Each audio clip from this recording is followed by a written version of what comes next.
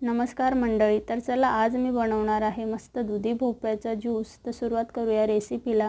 मी अर्धा दुधी घेतला आहे, त्याची साल काढून त्याला छान कट करून घ्यायचं आहे. दुधी भोपळा हा थंड, सारक, पौष्टिक असतो, थोडासा गोड देखील असतो. त्यामुळे काय होतं, रक्तातील आपलं कोलेस्ट्रॉलचं प्रमाण कमी करण्याचं काम हा दुधी भोपळा करतो. पातेल्यामध्ये 6 ते 7 थेंब मी तेलाचे घेतले, त्यामध्ये 2 चिमूटभर जिरे टाकले. जिरे छान तडतडले की गॅस बंद करायचा. दुधी भोपळ्याचा ज्यूस आपण मिक्सरला फिरवून घेतला तो त्यात टाकायचा आणि चवीप्रमाणे आपल्याला सेंधव मीठ त्यात टाकायचं आहे. थोडंसं मिक्स करून घ्यायचं आणि हा ज्यूस पिण्यासाठी आता आपला तयार आहे.